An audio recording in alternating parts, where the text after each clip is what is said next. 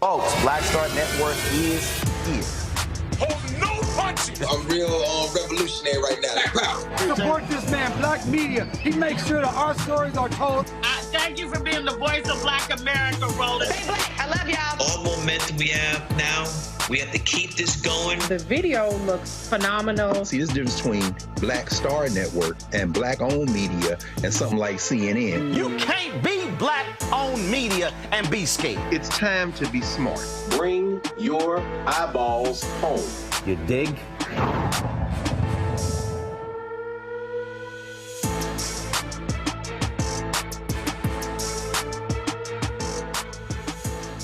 Today is Tuesday, August 13th, 2024. Coming up on Roland Martin Unfiltered, streaming live on the Black Star Network. Kappa Alpha Sorority Incorporated, members of the AKAs, which is the Vice President Kamala Harris' sorority, they are launching their own political action committee. We'll talk with former President Dr. Glenda Glover about that PAC. Also, Democratic Vice Presidential candidate, Minnesota Governor Tim Walz, speaks to AFSCME, making his first solo campaign appearance at their national convention in LA. We'll show you some of what he had to say. Also, Texas Congresswoman Shelia Jackson Lee's daughter says she wants to finish the job her mother started by completing her congressional term. We'll give the details of what's happening there in Houston. Also, an Ohio cop has been charged with murdering a pregnant Black woman who was accused of shoplifting. The attorney representing the victim's family will be here to join us. Also, in our Marketplace segment, we'll talk to a woman who created an interactive survey for the Harris-Walz campaign that links to donations and provides real-time feedback. That and more. It's time to bring the funk. I'm Roland Martin Unfiltered on the Black Star Network. Let's go. He's got it. Whatever the miss, he's on it. Whatever it is, he's got the scoop, the fact, the find. And when it breaks, he's right on time and it's rolling. Best believe he's knowing. Putting it down from sports to news to politics. With entertainment just for kicks, he's rolling. It's on go, roll, y'all. It's Roland Martin, yeah. Rolling with Roland now. He's funk, he's fresh, he's real, the best, you know he's Roland Martin now.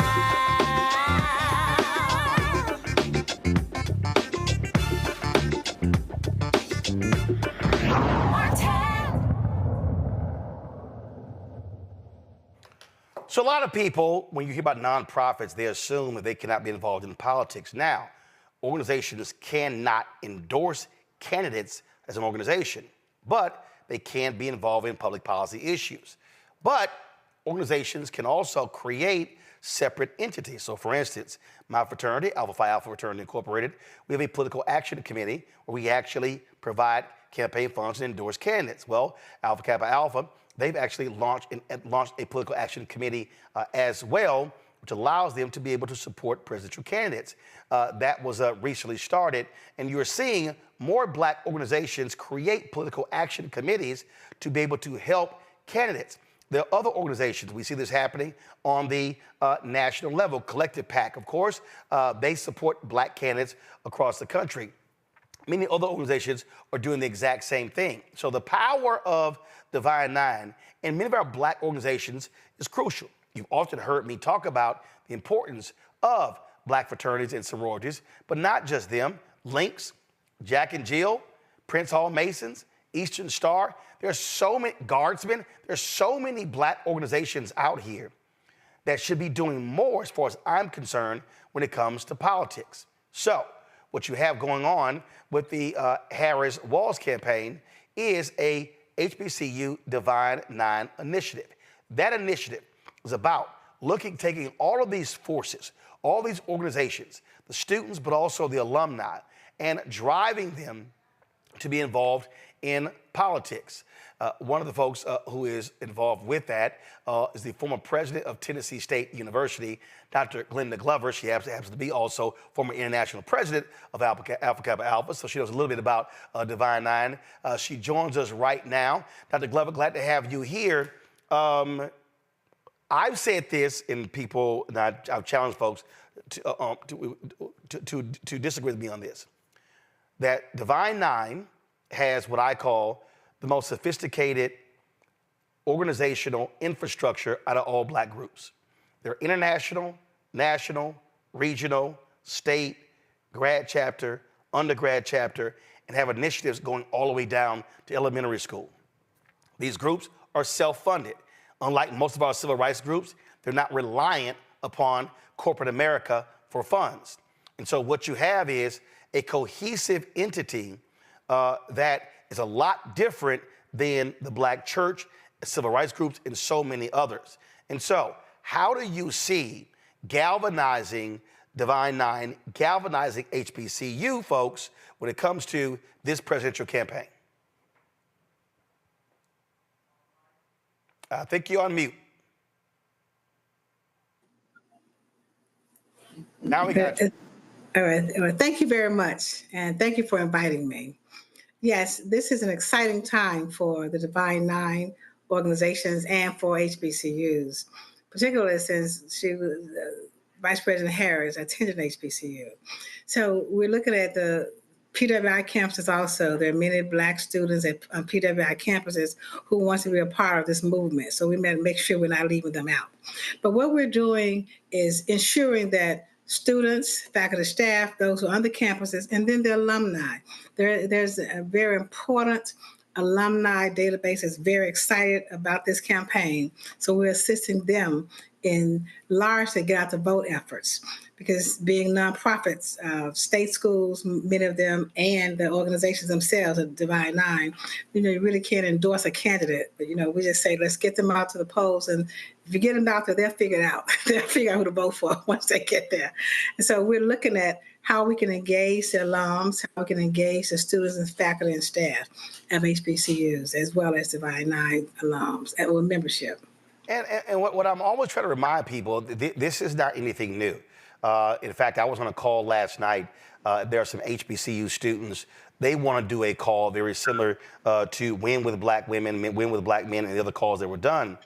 And what we've seen is this is not just the first time. I've had to explain in national media. You had in 2020, 2022, HBCU folks and Divine Nine mobilizing, organizing around Raphael Warnock when he ran for the United States Senate, especially Alpha Brothers. You had Randall Woodfin when he ran for mayor of Birmingham. He had his Morehouse alumni and his Alpha alumni. We've seen this. Phyllis Randall in Virginia, county executive. She's a Delta. Again, tapping into that organizing infrastructure. And so you've always had this. Now the theme, though, is just keep impressing upon folks how to truly maximize all of this energy and power that we have, or what I say is unused power. Well, you said something, I think 2 or 3 weeks ago on your show, when you said that this is an election where you are competing with the sofa and the TV about getting out to vote. And that's absolutely true. So we're mobilizing. We want to do a massive voter registration and a voter mobilization, voter engagement effort to ensure that individuals go out to vote. So we're starting with the students. Tomorrow night, we're meeting with students across the country.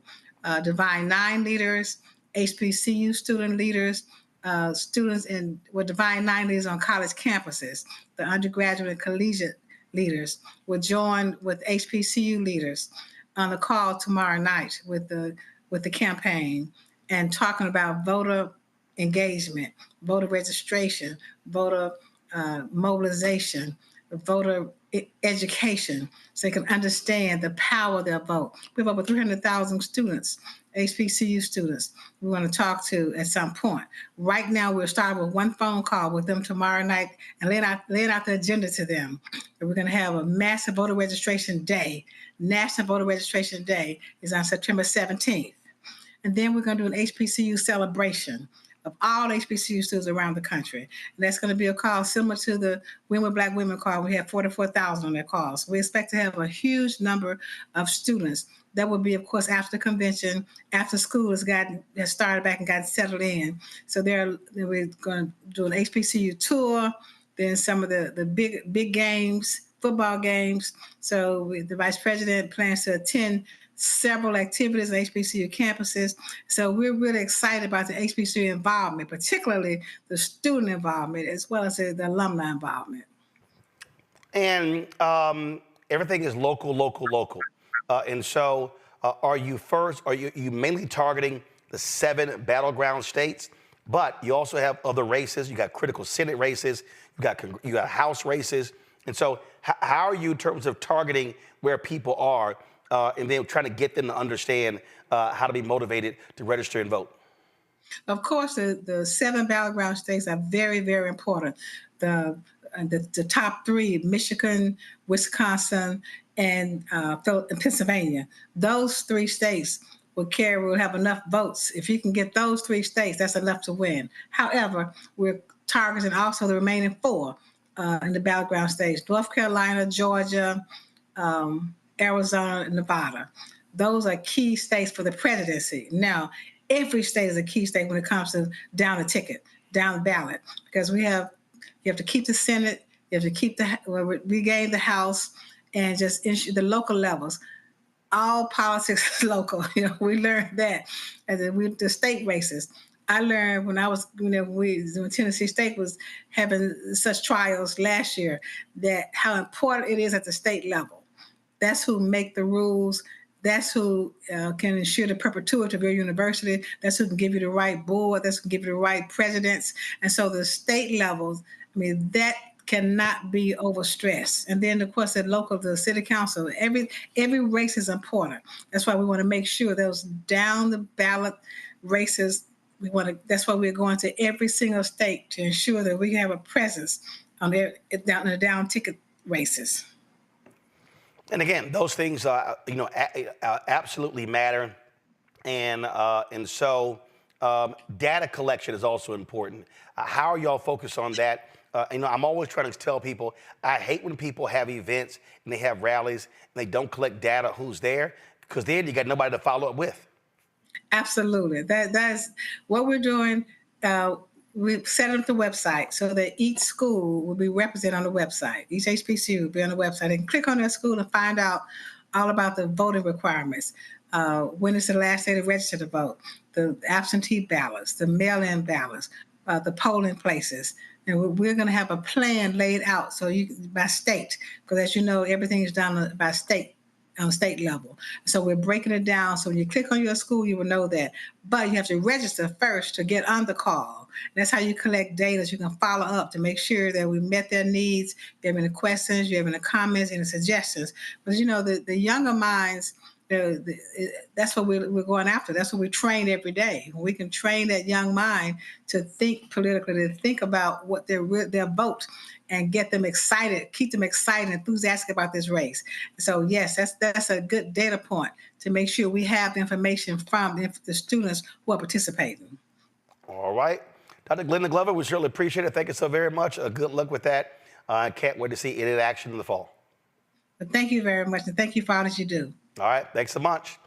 All right, folks, when we come back, we're going to talk about this with our panel, also talk about the AKs creating their PAC and how more of us need to be very much involved in the political process on the funding side as well. You're watching Roland Martin Unfiltered right here on the Black Star Network.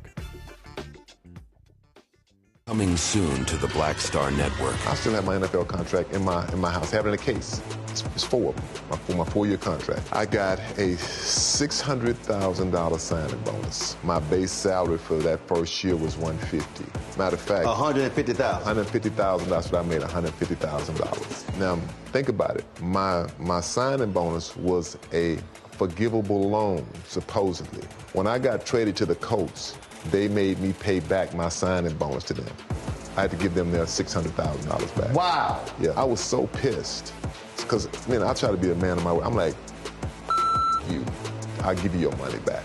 You know, even though I know I earned that money, I gave them that money back. I gave them $600,000 back. But yet, I was this malcontent. I was a bad guy. I'm about the money. It wasn't about the money. It was about doing right. Because I looked at, because you look at contract. Look at John Edwards. John Edwards was making $1 million, $800,000. I was making $150. I mean, I was doing everything. And I'm like, but yet I got so many letters, you know, so I just play for free and all that kind of stuff. I mean, you don't forget that kind of stuff. Right. That stuff is hurtful.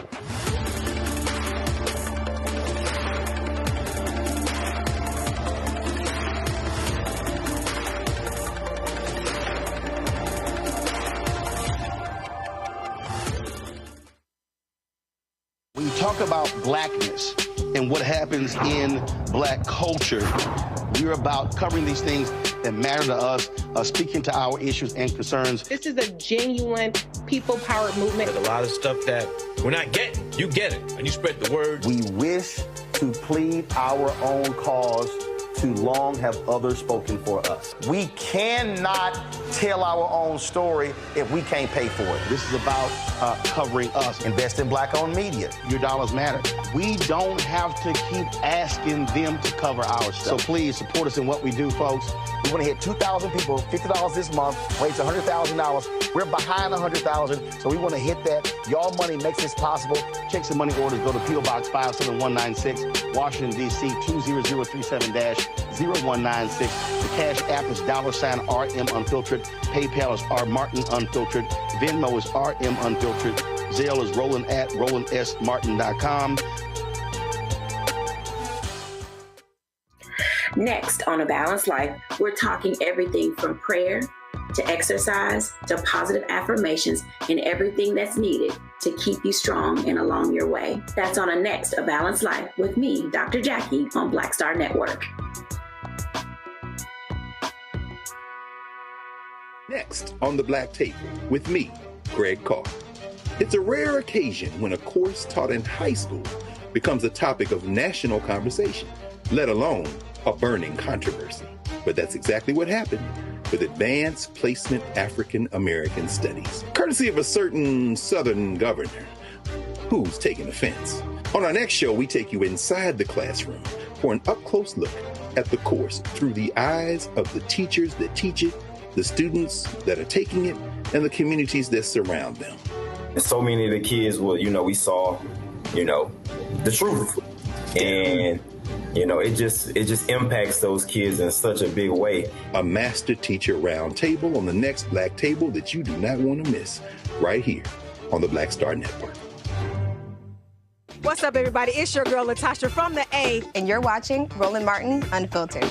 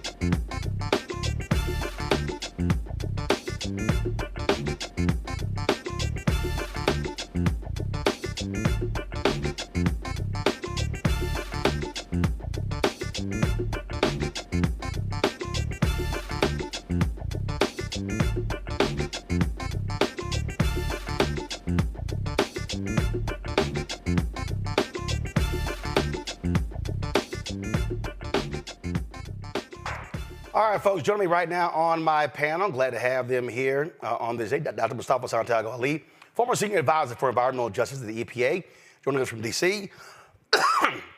Nola Haynes, Georgetown University School of Foreign Service, joining us from D.C. as well. Dr. Larry J. Walker, assistant professor, University of Central Florida, joining us from Orlando. Glad to have all three of you here.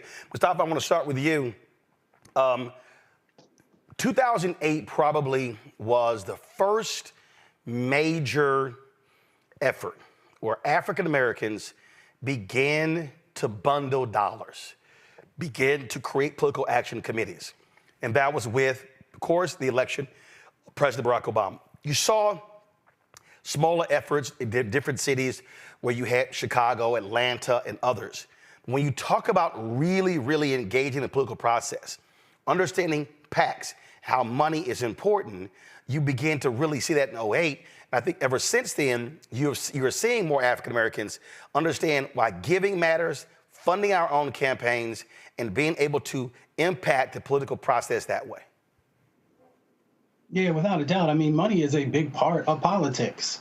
And if you want to be able to play a significant role in that space, of course, our vote is incredibly important, but also being able to support the candidates that are in alignment with what your values are and what the particular needs are of the communities that you serve. So if you want to be serious about helping to frame out the direction that our country needs to go in, then you've got to be in that space. And you raised the collective PAC earlier. You know, the great work that Quentin and Stephanie has done and others has been incredibly important in supporting Black candidates, because often, if you take a look historically for folks who come from our communities and run, they had a difficult time in being able to have the dollars that were necessary to be able to mount a real campaign. So this gives us an opportunity to not only level the playing field, but to also make sure that candidates understand what our North Star looks like and what we expect from them, and also to be able to hold folks accountable. So for folks who are out there who have big organizations that they're a part of, they should definitely give consideration to starting a PAC or becoming a part of one and supporting it. You know, on that particular point there, Nola, listen, money is access. And the ability to be able to get in front of candidates and speak to the issues. And that's why, and look, that's why people actually give. To the point Mustafa made, for a lot of Black candidates, they've grossly been underfunded. And so now, by understanding how you begin to raise money as a collective, how do you then begin to tap into your network? As I said, when Randall Woodford ran for mayor of Birmingham, he tapped into his Morehouse alumni base. He tapped into his Alpha Phi Alpha base. And of course, that's no shock because you got 3 alphas sitting on this panel with you, Nola. So that's what, come on now, don't hate, congratulate. We might let you celebrate. So what you're dealing with is you tap into your networks when you need those resources. Mm-hmm. Absolutely. And representation plays a huge part of this. You know, in the Black community, a lot of us, you need to prove stuff to us. And with the Win with Black Women call, I was so privileged and honored to be on that call, the power, the energy, the momentum. So it's a combination of seeing Vice President Harris at the top of the ticket, seeing her shining and glowing and all the things, and then to see the power of the Win with Black Women fundraising, to see the power with Win with Black Men fundraising. So that momentum and actually seeing that we can see ourselves at the top of that ticket in that way, I think it's a perfect storm in a very beautiful sense that people are actually seeing how important it is for us to raise our own money to make sure that we are supporting everyone up and down the ticket. So representation, momentum, and proving to Black folks, this is how we do it. I think it's a beautiful thing. It's a powerful thing. And I think we'll see a lot more of it. Larry? Yeah, so Roland, what you described in the conversation with Dr. Glover is the intersection of Black political empowerment and money. And as you highlighted, Roland, listen, we know everyone on the panel, you need money to run a campaign. And in many sense, if you're running for a Senate seat, you need millions and millions of dollars. So I think it's really important as we have this conversation, particularly in the context of HBCUs. Obviously, we know how many of the states you highlighted earlier are really important. I must note that North Carolina has the most HBCUs out of any other state in the country. And so making sure you tap into that network of HBCUs, but obviously, Roland, we discussed the importance of Divine Nine to make sure that people feel like this is an opportunity to get VP Harris in, also make sure we control the Senate, switch the House, so we can get bills focused on law enforcement to address some of the issues related in law enforcement, and through the George Floyd Policing Act to address issues that have plagued the Black community for generations. Hear candidates often say, people will say, hey, man, I'm praying for you. They're like, hey, I appreciate you praying for me, but I also need you giving to me as well. And so prayers are important, but money also goes a long way in politics. When I was telling you about the Kappa Alpha Political Action Committee, and listen, folks, there are actual rules when it comes to PACs, because first of all, PACs are not supposed to be in coordination with campaigns. We know that's a lie because it actually happens. So that's one thing. Also, the AKA PAC, they will be accepting donations up to $5,000 from members of the sorority and their families to support, again, federal campaigns and political parties. And so it's an unusual venture for the sorority, but again, it's no shock there are other groups that actually have the exact same thing. Got to go to a break. We come back. We're going to talk about this shooting in Ohio, where a cop has been charged in the death of a pregnant black woman who was accused of shoplifting. Shocking and stunning video. We'll talk about that. Also, we'll talk about Governor Tim Walz of Minnesota speaking at the AFSCME convention today in Los Angeles, his first solo appearance since he was picked by Vice President Kamala Harris to be her running mate. You're watching Roland Martin Unfiltered on the Black Star Network. Don't forget, support the work that we do. Our goal is to get 20,000 of our fans contributing on average $50 each, which comes out to be $4.19 a month, 13 cents a day. Now, folks, do understand, we don't have millionaires and billionaires supporting this show. We're trying to sit here and do more and get these advertisers to support us, but the reality is that's difficult to do. So, everybody who gives during the show will get a shout out from me. Got several things that are going on. We got to raise $25,000 to go to the Democrat National Convention next week. Also, and I'm going to show y'all a little bit later in the show, a couple of things that are happening with our Robo-Mobile. Give you the update on that as well. And so a lot of things happening. So we need your support for the work that we do. We're the only black-owned media daily show. Ain't nobody else out here, y'all. What we do every single day with this show and the Black Star Network and the shows that we have there, nobody else is doing. The Griot and Byron Allen cancel all of their shows. They're gone. Didn't even last 1 year. Black Enterprise? Nope. TV One? Nope. Essence? Nope. Blavity? Nope. Rolling Out? Nope. All of these folks are not doing what we do every single day, giving you quality news and information that you cannot find anywhere else. So, send your check and money order, P.O. Box 57196, Washington, D.C., 20037-0196. Cash App, $RM Unfiltered. PayPal, R Martin Unfiltered. Venmo is RM Unfiltered. Zelle, Roland at RolandSMartin.com. Roland at RolandMartinUnfiltered.com. We'll be right back. Hatred on the streets, a horrific scene, a white nationalist rally that descended into deadly violence. White people are losing their damn minds. As an angry pro-Trump mob storms the U.S. Capitol, we're about to see the rise of what I call white minority resistance.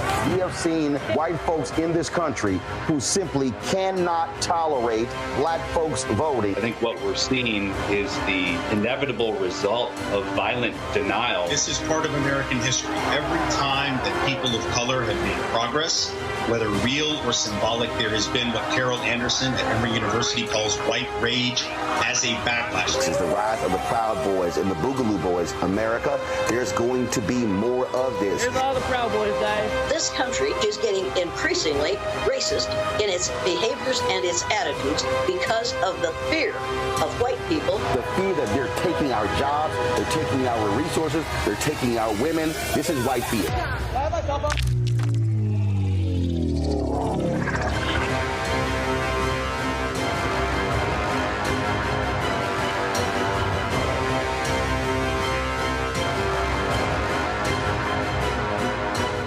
Hello, I'm Jamia Pugh. I am from Coatesville, Pennsylvania, just an hour right outside of Philadelphia. My name is Jasmine Pugh. I'm also from Coatesville, Pennsylvania. You are watching Roland Martin Unfiltered. Stay right here.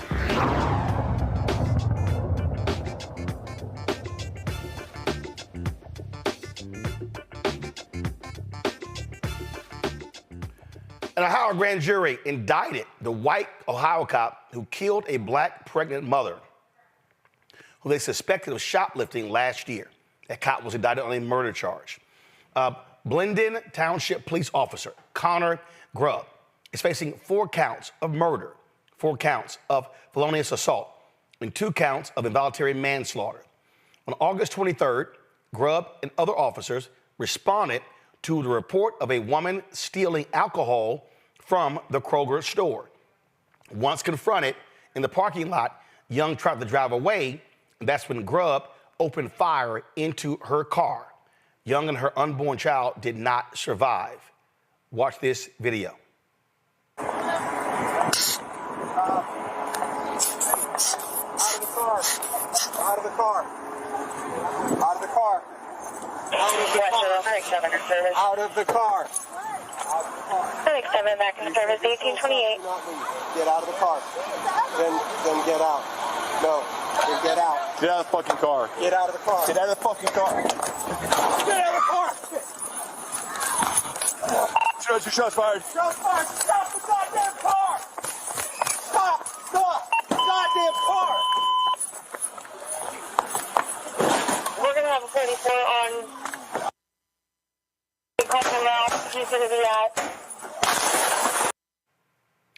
Folks, here's a second angle of that stunning, shocking shooting.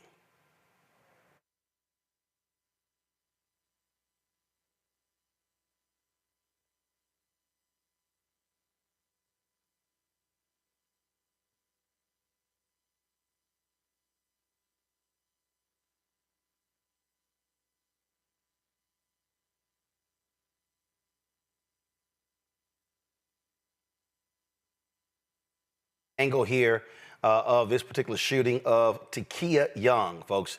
She was 21 years old when she was confronted in Blendon Township, which is near a suburb of Columbus called Westerville. Joining us right now is Sean Walton, the attorney for the family. Sean, glad to have you here. They concluded that the action this officer took was completely unnecessary, correct? Correct. And he's now indicted on 4 counts of murder, 4 counts of felonious assault, and 2 counts of involuntary manslaughter. So they saw what we just saw in that video. What's crazy here is that car starts moving and they just instinctively start firing. It's not like they were in danger. Yeah, and so, having this case for a year now, what we've come to understand is that this was totally unnecessary. Connor Grubb goes in front of that car, and he draws his weapon and points it at Takia as she is sitting still. A store employee came out and said that, she was stealing alcohol. At that point, Connor Grubb came over, stepped in front of her car, and pulled the gun out and said, "Get the F out the car."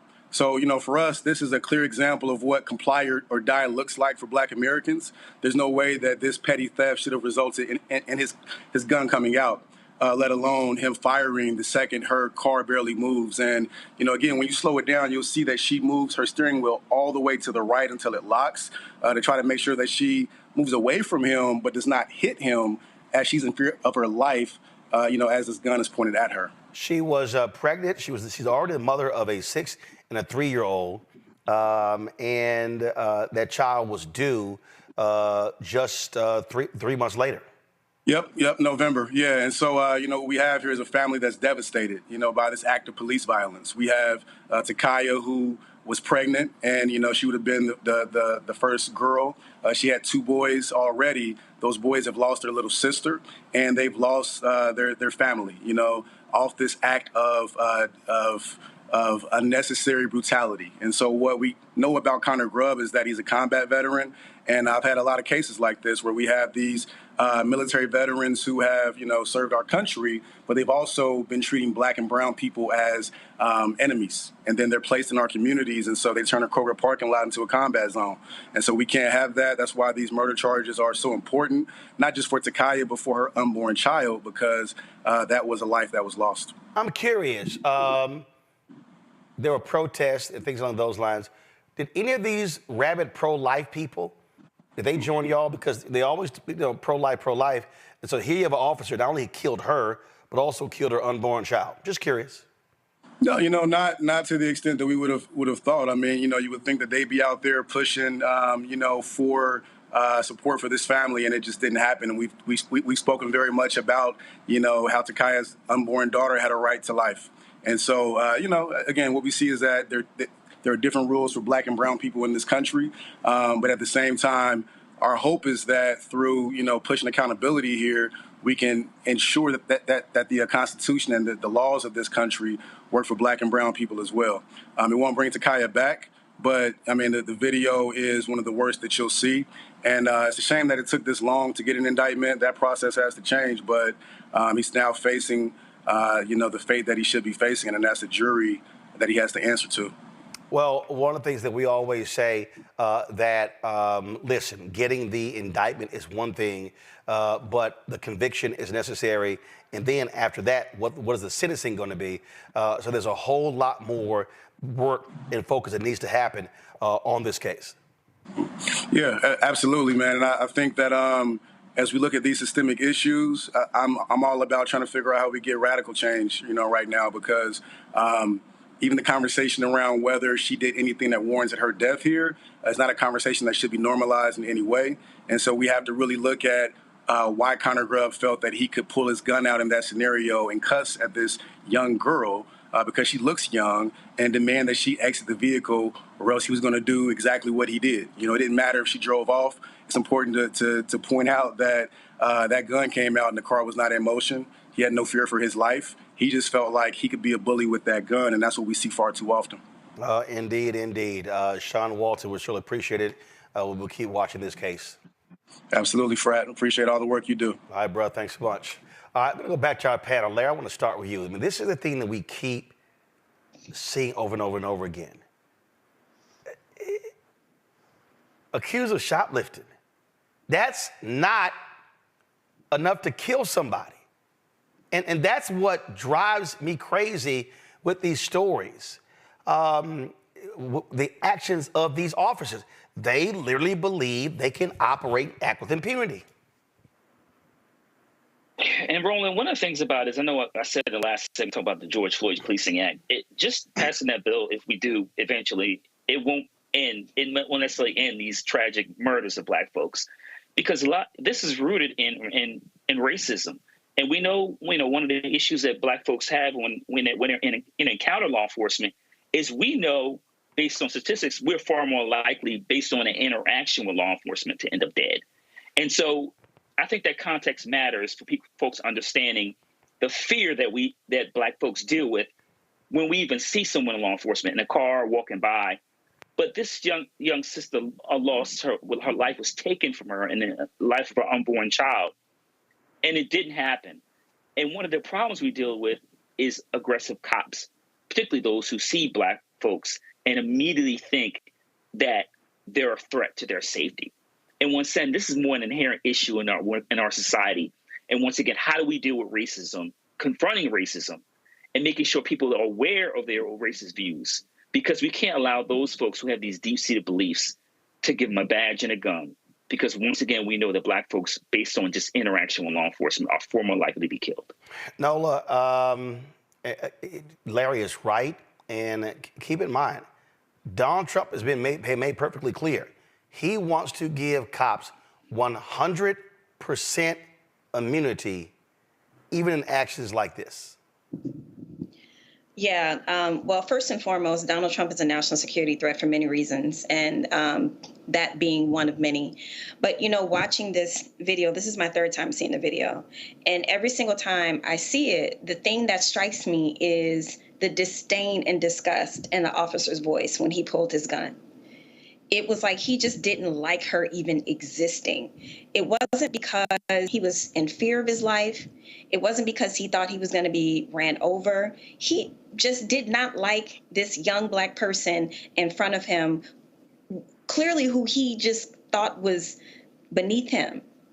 You can hear the contempt in his voice. And, in my line of work in the national security community, I'm surrounded by a lot of people, law enforcement, a lot of ex-military people. And this is one of the things that they also can't stand, because this does not help them in their work when they go out into the communities. One of the main issues is distrust in the communities. How do you gain trust when things like this keep happening? To ask that young Black girl to get out of her private property, to pull a gun on her at 6 months pregnant, and to talk to her like she is a piece of crap. These things, they just really make me very emotional. And this is another reason why Donald Trump and his ilk cannot get into office, because you're absolutely right, Roland. We will be getting gunned down and murdered left, right, and center. Mustafa. Well, we just got to pay attention. Like you mentioned before, Project 2025, is also focused on taking rights away from us. But, as I've shared before, and I share it from experience, that everyone is not meant to be a police officer. And if we continue to not do these psychological evaluations and make decisions about who is fit to serve and who isn't, then you're going to continue to have these individuals out there that are quick to pull the trigger. They're quick to pull the trigger because, as the attorney had shared earlier, some of them actually think that they are at war with our community and with our people. To be at war with an individual or a group of folks, that means that you have to be able to dehumanize them so that you can do whatever is necessary for you to achieve whatever your objective is. And that's what you saw play out. For him to that quickly pull that trigger without his life being in danger tells you the mindset that he was already in as soon as he approached the vehicle. Didn't ask, can I see your ID, or what your name is, or any of those other types of things. Didn't even think I could shoot the tires out instead of shooting an individual to be able to stop them from getting away. So there are all these different dynamics that play out when people do not see you as human. They see you as less than human, and they feel that deep down inside of their head some way that you are sacrificable based upon whatever actions they think you are doing. The police chief of Glenda Township, John Belfort, released this statement after the announcement of Grubb's indictment. Today, the Franklin County Grand Jury indicted Glenda Township police officer Connor Grubb following the tragic death of Takaya Young and her unborn child last August. A grand jury's indictment is merely the first step in the legal process, and Officer Grubb is presumed innocent like anyone charged with a crime. Since this tragedy occurred, our goal has been to be as transparent and open as we can with the community. Because we requested an outside investigation, Glenda Township played no role in the investigation, and we continue to believe that you deserve to know as much information as we can provide. We're starting the disciplinary process immediately. After reviewing the facts, the trustees will decide on the necessary disciplinary actions. Ohio law and our contract with the FOP require us to take several administrative steps before we make any decisions. I want to be very clear. We're not passing any judgment on whether Officer Grubb acted properly. We haven't seen the evidence. However, since people who've been indicted may not legally possess a firearm, the indictment against him leaves us with no choice but to immediately begin the disciplinary process. Finally, I also want to address why we're now disclosing Officer Grubb's name. The victims' rights provision in the Ohio Constitution and state law are mandatory. The law doesn't leave law enforcement with any choice on whether or not to redact the names of potential crime victims unless the victim agrees to it. We redacted Officer Grubb's name as required by Ohio law until he was identified publicly by the prosecutors after the grand jury's decision. Justice is a process, not a result. Officer Grubb is presumed innocent, and the criminal justice system will take the matter from here. Folks, the Fraternal Order of Police Capital City Lodge No. 9 President Brian Street, well, of course, you know exactly what he said. Capital City Lodge No. 9 is deeply disappointed with the recent decision to indict Glenda Township Officer Connor Grubb. The grand jury process does not include a presiding judge or defense attorney. Prosecutors are free to present whichever evidence they deem fit. However, this discretion can sometimes be misused, leading to politically motivated indictments, which are highly concerning. The integrity of our legal system depends on unbiased and fair prosecutorial practices. Politically driven charges undermine public trust and compromise the pursuit of justice. We stand firm in advocating for an impartial justice system that focuses on truth and facts, not politics. I'm not reading the rest of that bullshit. Here's the whole thing here. when you see that kind of crap like that, what they're saying is, oh, we want the DA to do this in our cases, prosecute. Oh, it's one of us. Oh, the system is unfair. This is not impartial justice. Shut the hell up. Yeah, so, I want to say two things, and something that Mustafa said, something I thought about also, about why not shoot out her tires if you thought that there was a level of danger. But two quick points on what you just said, Roland. The man reading that statement, it was so dry. It was so impersonal. There was no sort of authentic engagement with the community, a community that is reeling from yet another senseless Black death.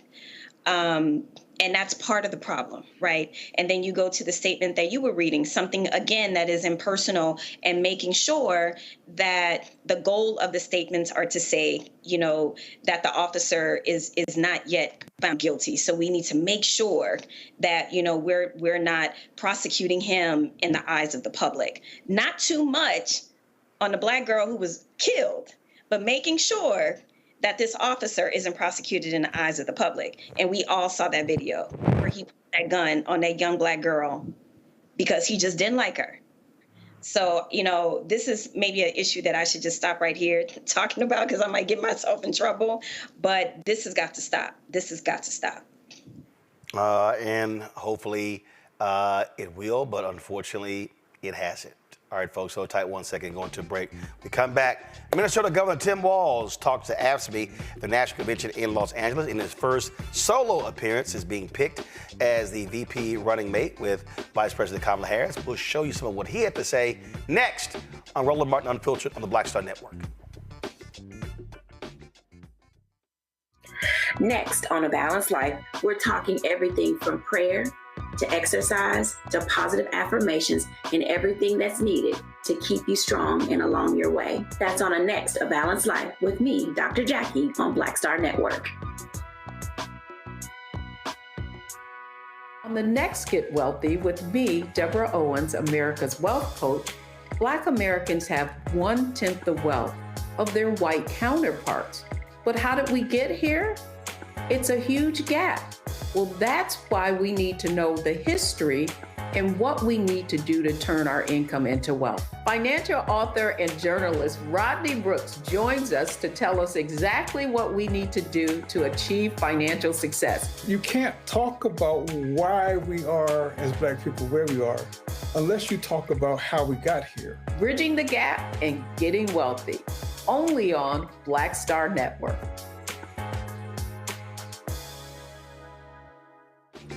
I'm Marissa Mitchell, a news anchor at Fox 5 DC. Hey, what's up? It's Tammy Roman, and you are watching Roland Martin Unfiltered.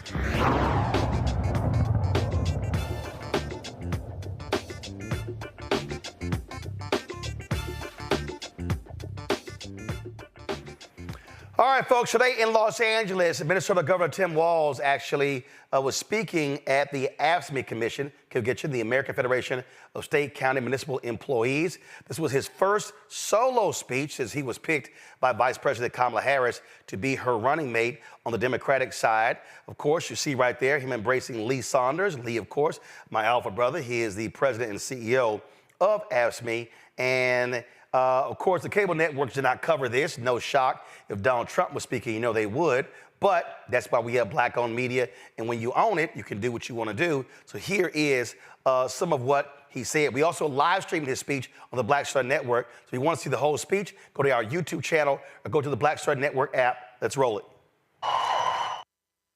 You can tell a lot about people in their personal lives. He spent a decade stiffing service workers from dishwashers, waiters, and carpenters on his own properties to enrich himself. As president, he cut overtime benefits for millions of workers, and he opposed any effort to raise the minimum wage. That's all you need to know. You don't have to ask twice. We know who they are. A guy who goes to Mar-a-Lago, and this is a direct quote, he sits there and tells his friends, "You're rich as hell and we're going to cut your taxes." I believe him when he says that. But he also turns around and tells workers their wages are too high. I keep bringing this up Who do you know who's asking to cut taxes on billionaires while stiffing working people? I don't know anybody. And I'll tell you what, I think there's a lot of people think that they're on his side or voting for him, that when you put it to them like that, they start thinking things differently. This is where we need to talk to our neighbors. We need to engage. And I'll tell you, his running mate, I don't know if that was a value add to this campaign or not, but he's one of 4 senators, 4, that has never cast a vote on a pro-worker bill in his life. Not once. A stop clock's right twice a day. This guy can't get it right once. Not once for workers. And by the way, these guys are even attacking me for my record of service. And I just want to say, I'm proud to serve my country, and I always will be.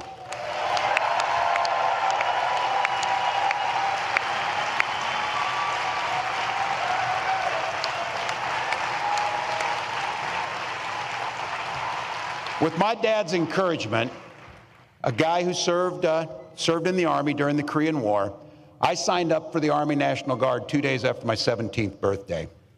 I served for the next 24 years for the same reason all my brothers and sisters in uniform do. We love this country. Then in 2005, I felt the call of duty again, this time of being service to my country in the halls of Congress. My students inspired me to run for that office, and I was proud to make it to Washington. I was a member of the Veterans Affairs Committee and a champion of our men and women in uniform. I'm going to say it again as clearly as I can. I am damn proud of my service to this country.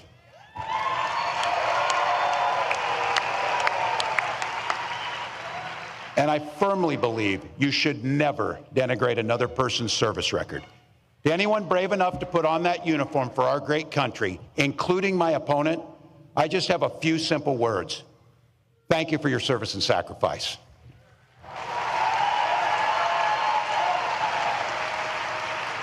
But look, it's not what they've done that we should be concerned with here today. It's what they're going to do.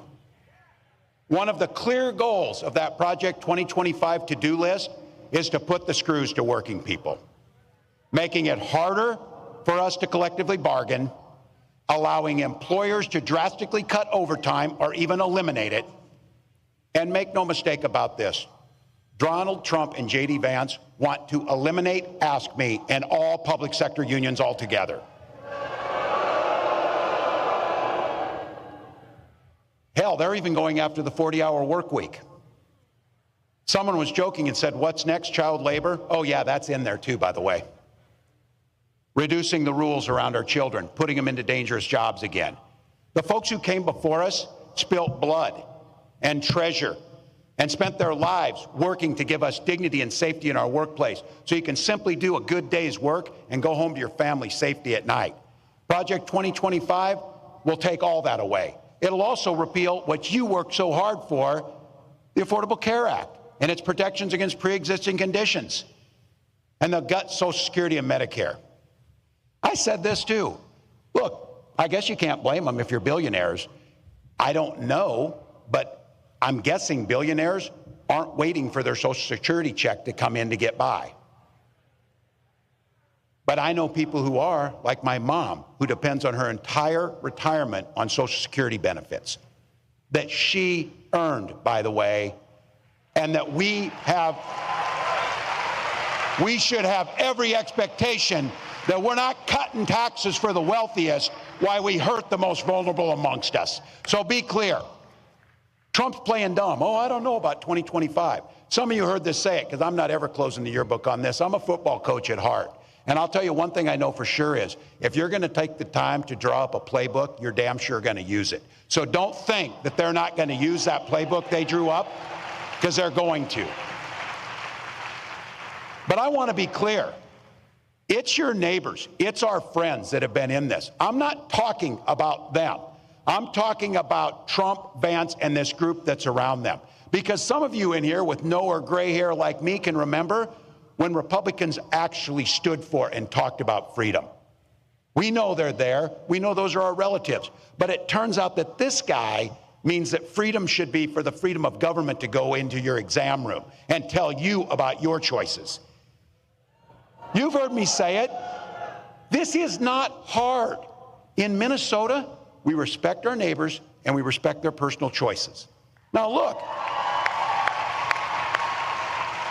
it's not difficult. I might not agree with my neighbor's choices or make the same one. But this country's great because we have a golden rule that makes things work. We mind our own damn business on those things. We mind our own damn business. Why would you think I need your advice to tell me what books I can and cannot read, or when to have a family, or how to have a family, or what religion to worship, or how to organize?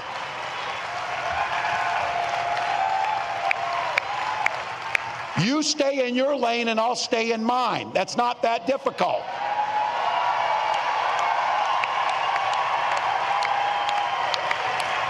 So be clear. You watch our next president as she comes out on stage and she comes out to a song about freedom. When she's talking about freedom, she means you're free to make your own health care decisions. You don't need us. You don't need us. And as a school teacher, I'll tell you what, children should be free to go to school without worrying about being shot dead in their classrooms.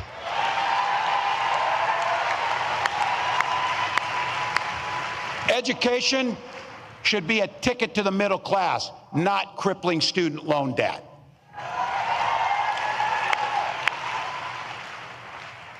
Here's the thing. We don't have that long to go here, but think about the future that we can create. We know what the past is. We know what these guys are going to do because they wrote it for us. Convenient of them to write it in Project 2025, so we know that. That's not the future we want. We want the future, and here's exactly what Vice President Harris will do when she gets to the White House. As president, Vice President Harris said she will sign the PRO Act and the Public Service Freedom Negotiation Act right into law. Done. We will stand together on the fundamental principle to collectively bargain for your own lives and your own jobs.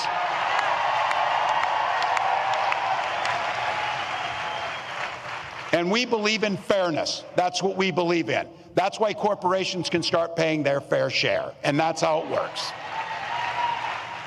At the same time, what we did in Minnesota is lower taxes for the working folks, and we have the fairest tax system in the country, and things work out pretty well. We can protect Social Security.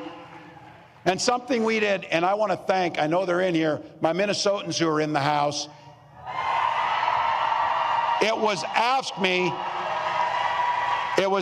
that put into place the most generous paid family and medical leave in the country in Minnesota.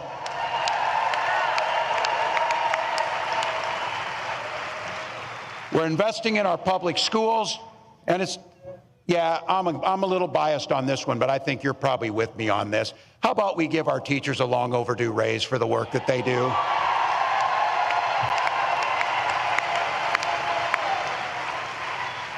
All right, I know you've heard these speeches, big order, optimistic or whatever.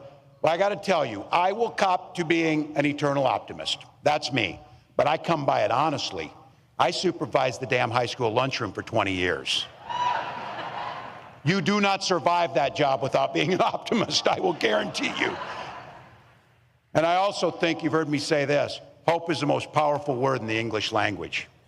It was so powerful for when my wife and I first had our first child, we named our daughter Hope. But my wife often reminds me, hope is a great word and a beautiful name, but it's not a damn plan. We can't hope that we defeat Donald Trump. We can't hope that we can collectively bargain. We can't hope we protect Social Security. We can't hope that we address climate change.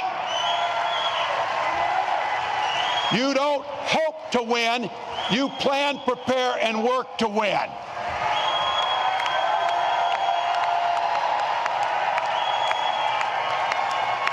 Look at this place.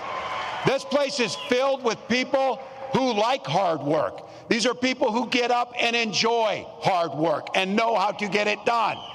So what do you think? a room full of 1.4 million AFSCME members, and this room here, how many voters do you think we could turn out in an hour? How many friends can we bring to the polls? We got over 4,000 people in this room. We won states by less than 10,000 votes in some cases. And I don't know about you, and I know it. This is going to be a close, tough race. It is going to be a tough one.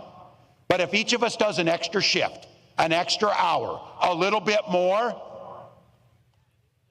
we get to wake up on that morning after the election and know that the work we did transformed the lives for millions, transformed generations,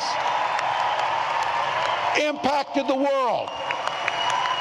Ask me. That's how it happens. That's how it happens. That's a plan. That's how the hope turns into the reality, turns into improved lives. It's just like that. We organize, we donate, we volunteer. Look, I've been around you people. I know the jobs you do. I know what this president does, because I thought you had to register to vote in Minnesota. You were out there so much for me because you were living there. You turn elections. You turn lives. You negotiate contracts. You press legislatures to do the right thing. We know how to do this. We've got 84 days to take control of our own destiny. 84 damn days. And I've said this, you hear me say this. That's easy. We'll sleep when we're dead. We'll do the work now. We'll do the work now.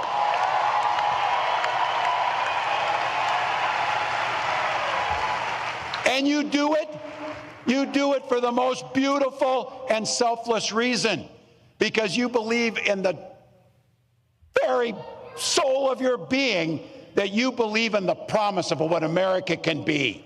You believe we can all enter the middle class. You believe we can all have dignity. We believe we can all thrive. But you know what? We got to fight. Because as the next president of the United States says to me often, when we fight, we win. When we fight, we win. When we fight, thank you. Ask me. I think what you're seeing here, Larry, Governor Tim Walz is driving these Republicans crazy because they're so used to pigeonholing Democratic nominees. And so here you have somebody, veteran, they're trying to swift boat him. It ain't working. Listen, loves guns, loves to hunt. Oh, damn, a little hard to hit him on that one. Then, of course, teacher, coach. When you talk about that sort of resume, and he is coming off in many ways as just a regular guy.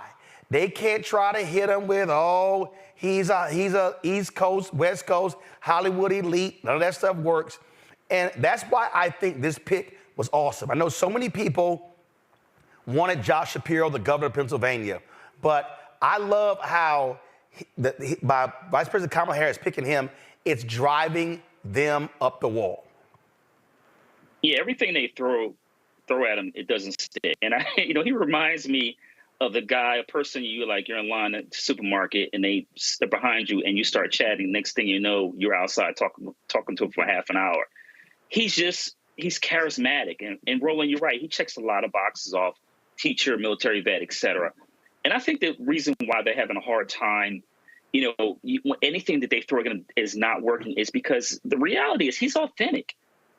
Some people are just like that. And it's rare to find politicians that are like that. But he's just being who he is. And so I think the public sees that.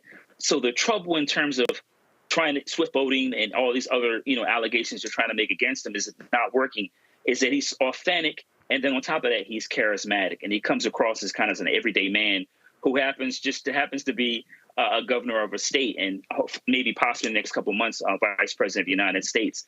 And so in contrast with J.D. Vance, who is a venture capitalist who doesn't come across as authentic. And then that's why you got all the memes about dolphins and couches and everything else, because there's a lack of authenticity there, and people pick that up right away. And the other thing here, Mustafa, that you're seeing, again, I talk about the contrast. how when you listen to Governor Tim Walz, when you listen to Vice President Harris, they totally sound different. What they're focusing on, what they're engaged in is the language they use. They are offering absolutely hope, optimism, energy, as opposed to this drab, oh my God, America is going to hell, everything is awful. I mean, you've got Republicans putting out, of course, they're already going to the racist meme. Trump put out, this was America under Trump, and this is America cities under Vice President Kamala Harris. And we see the racist game they're playing. Yeah, it's an old playbook. And folks are tired of it. And folks have seen it before. And people appreciate that, both Vice President Harris and Governor Walz are bringing a message that resonates with folks and that folks are hungry for. People are tired of all the anger that comes from the right. And they're tired of people talking about how nothing can get better unless I'm the individual who does it. That's not how America should work. It is about we the people. It is about us coming together and believing in someone, but also making sure that we're working with them and also holding them accountable.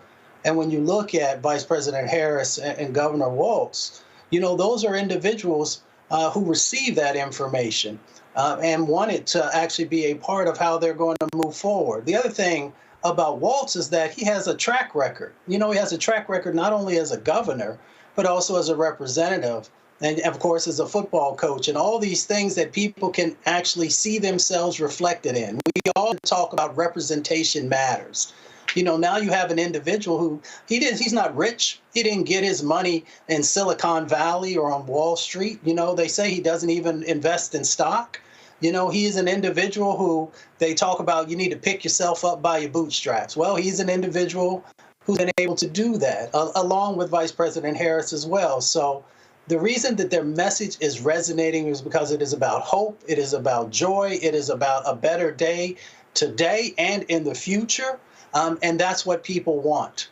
And unfortunately, the other side has not been able to figure out that since you have no policies to actually hold people's attention, then you should be able to hold them with something of value, and they haven't been able to find that. So, Nola, this is a graphic the Trump War Room put out on their social media. And again, you see, import the third world, become the third world. On the left, your neighborhood under Trump. On the right, your neighborhood under Kamala. That's a absolute, flat-out racist campaign, and they have no choice. They are all about how do you push the racial buttons of white America, and that's exactly what Trump and Vance are doing. Yeah, it's ugly. It's ugly rhetoric. It's been ugly from day one. It will continue to be ugly. But under a Trump-Vance regime, they will absolutely enact it. I like to remind people that the first National Security Act of Trump's presidency was the 2017 travel ban that was followed up by the 2020 travel ban, right, where he called African countries assholes, right? So, I mean, the proof is in the pudding. This isn't just rhetoric. This, floating around Project 2025 isn't just something that those on the left are doing for propaganda's sake. It is a very real document. I've been in rooms, very important rooms, where it was talked about in a very serious manner. This thing is real. It exists. And I just want to say a few things, about Coach. The one thing that I love about Coach, first of all, hope is here. I want to start there. Yes, I'm Team Hope. I'm all about it. And Coach is relatable. And that's the thing with the magic with him and VP. They're both relatable. I love the way that VP leans into her HBCU education. And I also love the fact that she came from UC Hastings Law School in California, because that's like a lot of the homies went to Hastings, you know what I mean? So there's a level of relatability that people feel because it's authentic, it's relatable, they feel the passion. And what the other side wants, people talk about this return to 1950s. I'm going to go back further. They want the Gilded Age back. They want to live in these fantastical mansions where just a few families prosper, and to live that Aristotelian ideal where you have to step on the backs of the underrepresented in order for you to live that ideal life that requires free labor or paying little to nothing for that labor. Let's be very clear about this vision. It's not just in return to the 1950s where, you had clean white suburbs and Black people weren't allowed. This is something completely different. The way that rights will be stripped away from women, wanting us back in the kitchen, barefoot and pregnant. Vanston already said it. This is something grotesque. It is something perverse, and it is not going in the right direction. This is not progress. And I'll just say, I think about Project 2025 through three lenses: as a woman, as an educator, and as a national security expert. And that document, make no mistake, is destabilizing to the entire country. It is a national security risk, just like Trump. I don't know that much about bans. I saw something about a couch. I don't know. But, all I'm saying is, we gotta do what needs to get done, and hope is here, and I couldn't be more excited. Indeed. All right, folks, hold tight 1 second. But before we go to the break, Cincinnati, I will be with you on Thursday at the Black Family Reunion. That's right. I will be in Cincinnati. Of course, the Black Family Reunion celebration was founded by the National Council of Negro Women in 1989 to celebrate and recognize the strength of the African-American family throughout the nation. I'm going to be at, here's the location. I'm going to be at Corinthian Baptist Church, 1920 Tennessee Avenue in Cincinnati. The event begins at 7 o'clock, so I look forward to being in Cincinnati again on Thursday for the Black Family Reunion. So look forward to being there. I'll broadcast live the first hour while I'm there, and then, of course, then I go speak, which will also carry on the Black Star Network. All right, folks, got to go to a break. We come back more on today's show. Don't forget, support us in what we do as well by joining our Bring the Funk fan club. Send your check and money order to P.O. Box 57196, Washington, D.C., 20037-0196. Cash App, $RM Unfiltered. PayPal, R Martin Unfiltered. Venmo is RM Unfiltered. Zelle, Roland at RolandSMartin.com. Roland at RolandMartinUnfiltered.com. Let me shout out Justin Blakeney, Michelle Cheek, Deidre Swindale, Arnold Tillman, William McKinnon, Martha Johnson, Claudia Douglas Smith, Celia Richardson, for all giving or doing today's show. If you want to support us as well, folks, please join the Bring the Funk fan club. Again, Cash App, $RM Unfiltered. PayPal, R Martin Unfiltered. Venmo is RM Unfiltered. Zelle, Roland at RolandSMartin.com. Roland at RolandMartinUnfiltered.com. And yesterday, y'all saw me wearing the t-shirt yesterday. Says, my black job is voting. You can actually order that shirt. You can get a 10% discount by using the promo code Roland. Go to DaciasDesigns.com, DaciasDesigns.com to get your shirt. My black job is voting. And again, some of the proceeds coming back to Roland Martin Unfiltered to help fund the initiative that we're doing. Go to the website or use the QR code right there on the right side. They have the shirt in multiple colors, all the Divine Nine colors and other colors as well. So if you want to get your My Black Job is Voting shirt, go to DaciasDesigns.com, DaciasDesigns.com. We'll be right back. On the next Get Wealthy with me, Deborah Owens, America's Wealth Coach, Black Americans have 1/10 the wealth of their white counterparts. But how did we get here? It's a huge gap. Well, that's why we need to know the history and what we need to do to turn our income into wealth. Financial author and journalist Rodney Brooks joins us to tell us exactly what we need to do to achieve financial success. You can't talk about why we are, as Black people, where we are, unless you talk about how we got here. Bridging the Gap and Getting Wealthy, only on Black Star Network.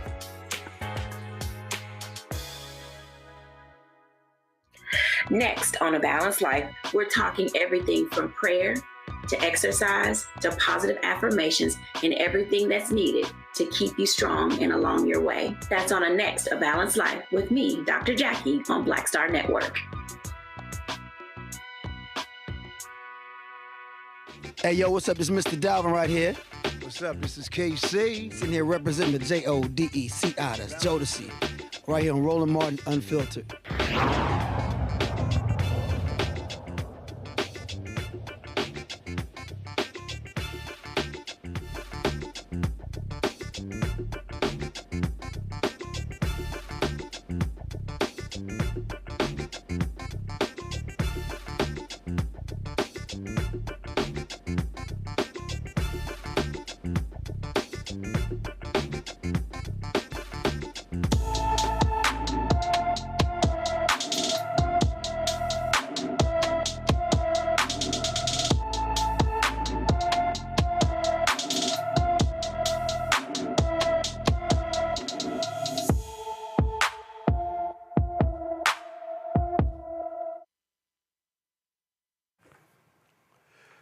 Charlicia Hurd has been missing from her Auburn, Alabama home since June 28th.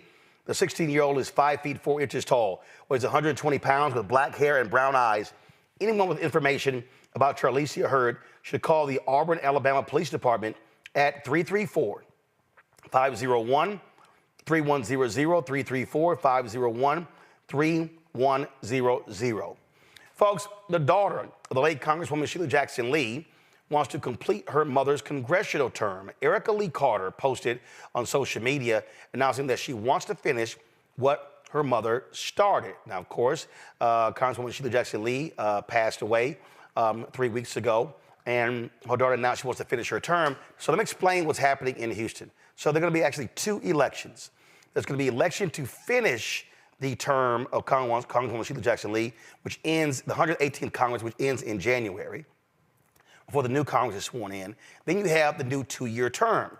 Now, Sylvester Turner, former mayor of Houston, he announced that he was running. Now, what's interesting is that the children of Congresswoman Shelia Jackson Lee announced they were endorsing him for the seat.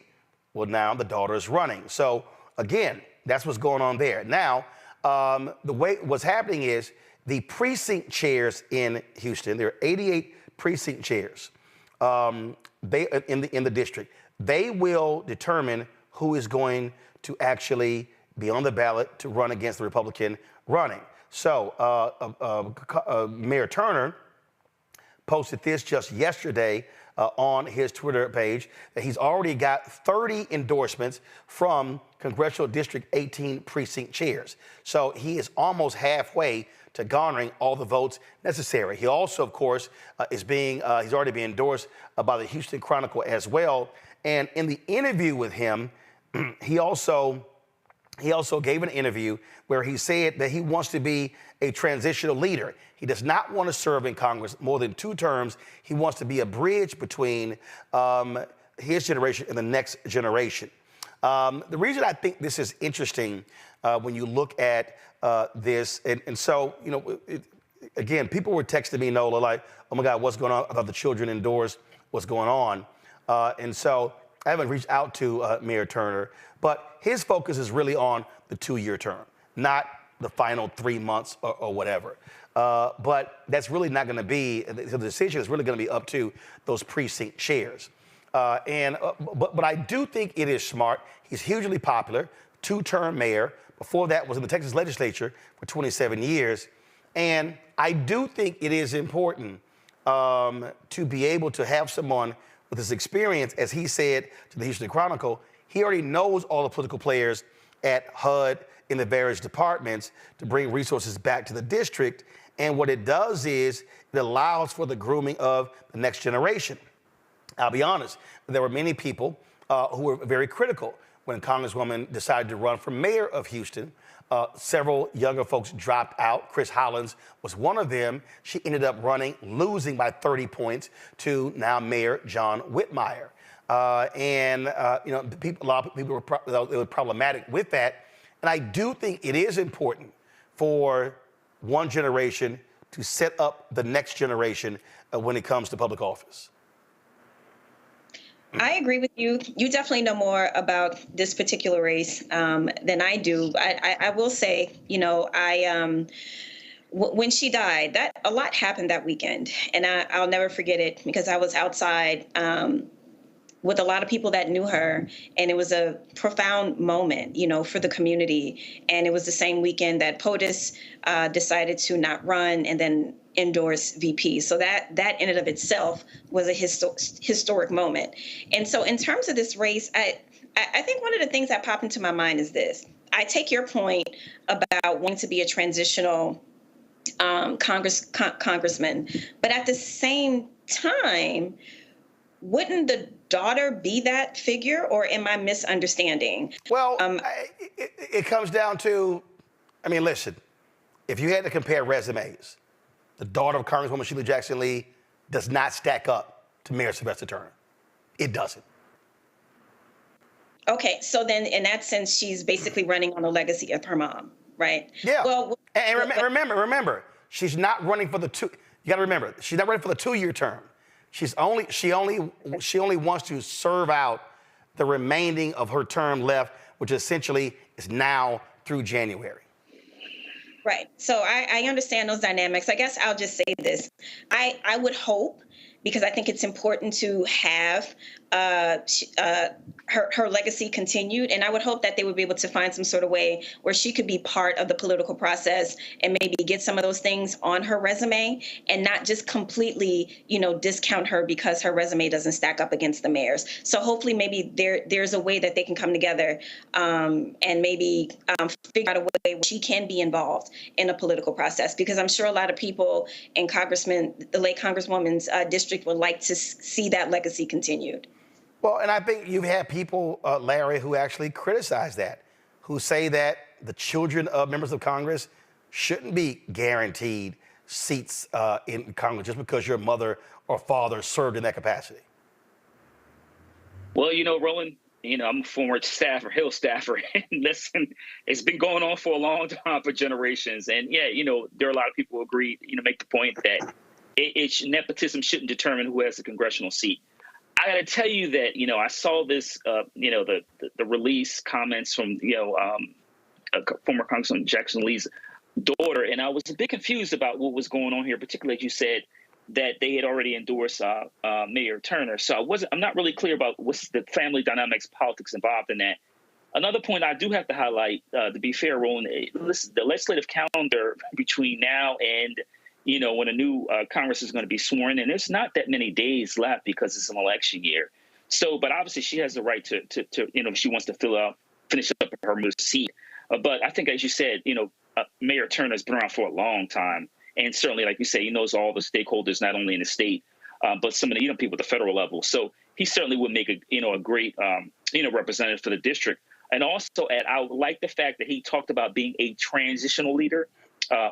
Too often in our, not only in the Black community, but generally politicians, even someone moving mayor to member of Congress want to hold on with positions to too long. And so I was glad to see sees himself as a transitional leader.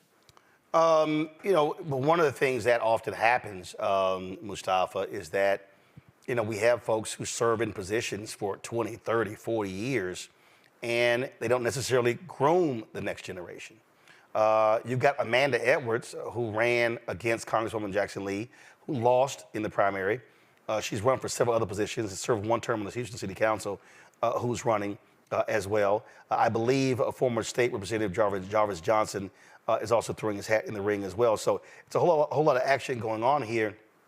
But this is one of the things that I do think is important when we're talking about how do you continue Black Power. You have to be creating a bench. You have to be identifying people who want to serve. But what it also means that sometimes folks actually leave office as opposed to die in office. I'm not specifically just talking about Congresswoman Shelia Jackson Lee. I'm just speaking, holistically. That's also one of the problems because, listen, she passed away at the age of 74. A lot of times when they say, hey, wait your turn, sometimes that person is going to be in their 50s before they can actually serve. A lot of times you want younger leadership but here's the other deal. Congress, as Larry knows and Noah knows, it's all about seniority. So seniority matters. And so people always talk about, man, we need younger folks involved, not realizing that the system that's set up is actually designed for seniority. So if you're in your late 60s, 70s, and 80s, you've been there 30 years, you've accumulated a whole lot of power and a whole lot of chips that you can use. Well, you hit on the head. You know, it is about systems change. And we know how difficult systems change is just in everyday life, let alone on Capitol Hill, where, as you said, time equates to power. I used to work for, John Conyers, who was chairman of the Judiciary Committee. And I love him to death. He was there for a very long time and understood by being there that it gave him the opportunity to play a critical role. As we take a look at this next set of opportunities that are in front of us, I had a conversation earlier with a strategist about succession planning. And how do we actually make sure that that becomes a reality inside of our community so that we have that deep bench that you had mentioned before? And that means that some of the ego needs to get left at the door. That also means that we've got to properly prepare folks to be able to move into these positions. But even before you get in there, that you make the right moves so that you have the skill sets and capacity that's necessary. And that's not just on the legislative side of the sort of agenda, if you will. It is really understanding these dynamics. How do you raise money? How do you not get caught up in some of the traps that we know that are out there for folks inside of our community and outside of our community? There are all these different dynamics that are a part of succession planning and making sure that we are helping the next sets of generations to have what they need, both the skills and the opportunities and the resources. And that means that if we're going to be serious about that, then folks are going to have to fund that. And we're going to have to make sure we get the right individuals who actually walk these halls and bend down these processes to become a reality. But it means that we've got to create space to make sure that people are ready. Indeed. Folks, let's go talk about Minnesota, where a white state trooper who killed a black motorist could be back on the job very soon. Ryan Longren was cleared in June of second-degree murder charges, the death of Ricky Cobb II during a 2023 traffic stop.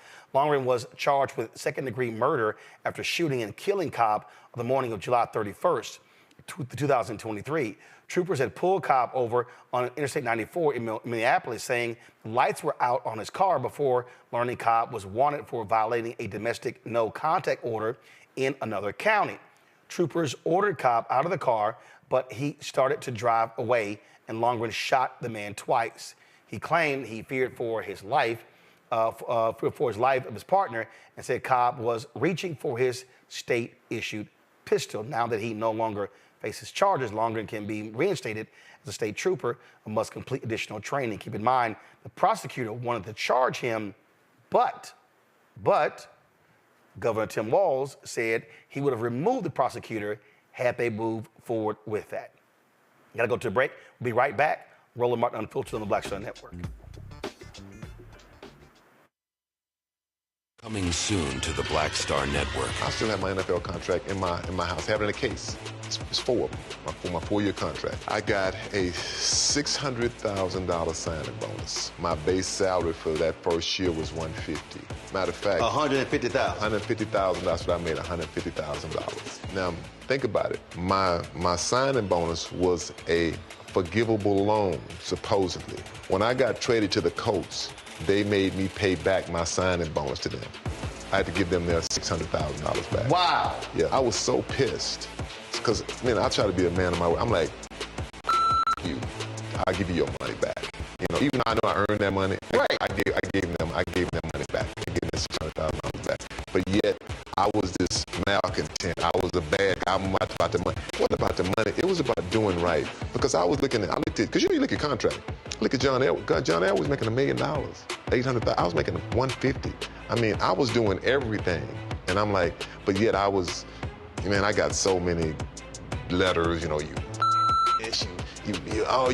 so I just play for free and all that kind of stuff. You don't forget that kind of stuff. Right. That stuff is hurtful.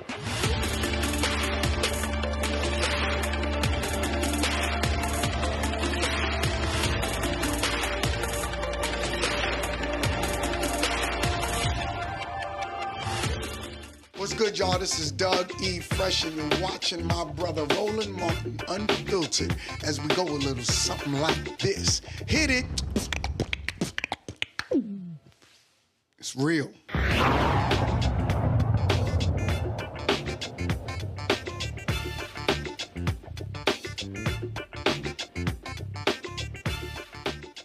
Yusef Salaam, the New York City councilman wrongly imprisoned as a member of the Central Park Five, now called the Exonerated Five, has been invited to speak at the Democratic National Convention next week in Chicago. He was one of the teens targeted by Donald Trump, who took out newspaper ads in 1989 calling for New York State to bring back the death penalty after a group of Black and Latino teenagers were arrested and accused of raping a white woman in Central Park. They were later cleared by DNA evidence and a confession by the perpetrator. And the city paid a settlement of more than $40 million for their wrongful imprisonment. Since then, they've been called again the Exonerated Five. And remember, in the last election, Donald Trump doubled down and said he did not regret actually doing that. Speaking of the next week's Democratic National Convention, while that's going on, Vice President Kamala Harris and Governor Tim Walz, they're going to leave Chicago and go to Milwaukee. Go to my iPad. They've already announced that they plan a rally in Milwaukee on Tuesday. Not sure what time. Now remember, the schedule is President Joe Biden speaks on Monday. Former President Barack Obama speaks on Tuesday. Bill Clinton on Wednesday. Vice President Harris speaks on Thursday. But according to the New York Times story, Harris and Walz they plan on holding a rally in Milwaukee. Here's why that is important, Mustafa. We saw this here. In 2022, 50,000 fewer people voted in Milwaukee than 2020.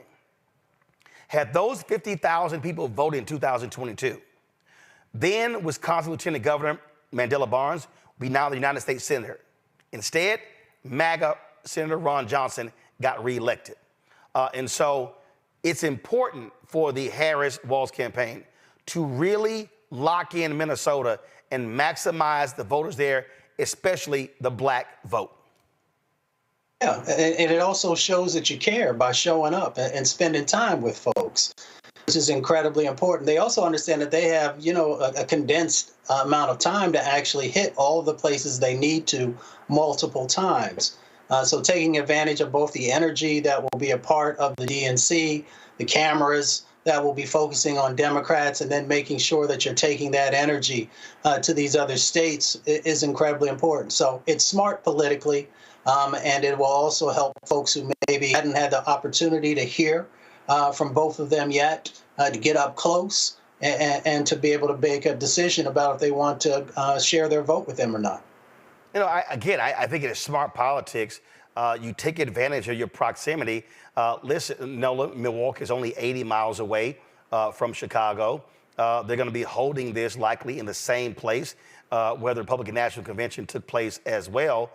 And so this is smart politics. Now, of course, those of us in media, it's like, damn, we're already going to be in Chicago. Now you're trying to go to Milwaukee, and then you got to get back to Chicago. But that's a whole different deal there. But Wisconsin is a critical state. Harris-Walz must win that state, and they are not trying to do what the Hillary Clinton campaign did in 2016, where she never stepped foot in Wisconsin. Mm-hmm. Listen, first of all, I love the energy. They are all over the place, which they should be. Like Coach said today, it's only 84 days left. That means they are going to be busy moment to moment to moment. And that also tells me something as a voter. That tells me that these two together are going to be energized for the American people inside that Oval Office. There's a lot going on, not just in our country. There's a lot going on around the world. And one of the things that's important to me is that I know our leader is going to have a lot of energy to tackle all of the issues, that are happening. And to your point, 2016, there were tons of postmortems that were done after Hillary Clinton lost the race, and that was one of them. And the one thing that I've really admired about this campaign, even before POTUS decided that he wasn't going to run, is that the ground game has been strong. You know, all the different offices around the country that have been open, you know, knocking on doors, the kind of old school type of campaigning, that has been going on, and VP has inherited that machine, which is one of the reasons why it has been so seamless. So I'm excited for the energy. I say yes, it makes absolute sense to go there because of proximity, and the media is just going to have to catch up. Larry? So the saying goes, there's no rest for the weary. And so we're only, less than 3 months out. It is a sprint to the finish. And also this is the VP is dealing with a condensed schedule because, the convention's next week, and she was just confirmed to have enough delegates not long ago. So you got to work. And, we see on the other side that Donald Trump basically didn't do anything last week. He gave a speech in Montana, which is a red state, and he's obviously going to carry that state. So if you're going to get that same kind of low energy on the Republican side, on the Democratic side, you want to make sure you're out there hustling like you're selling mixtapes in the 80s and 90s, because you don't want, a few months from now say, hey, you know what, I wish we had done this, done that. No, it is a sprint. It is time to go to work. You won't get any rest, but you can sleep after the inauguration. And not only that, so Thursday, Vice President Harris is going to be with President Biden in Milwaukee. On Friday, she travels to Raleigh, North Carolina, where she's going to be unveiling some of her economic proposals. They were supposed to be in Raleigh last week, but those tropical storms that were all over the East Coast, that rain was just sitting on top of the Carolinas, kept them from having that event there in North Carolina. So that's what's going on. So it's going to be pretty interesting, again, having Harris-Walz holding a rally in Milwaukee next Tuesday at the same time Democratic National Convention is happening in Chicago. Speaking of that, folks, we're going to be live in Chicago all week. Our team arrives on Sunday. Beginning Monday, we're going to be broadcasting every single day from 6 p.m. to midnight. Folks, y'all don't have to waste your time watching those other networks. Y'all already know you ain't going to see any black people. You might get one. So CNN going to show you, they're going to show you Van Jones. They might throw Bakari on there.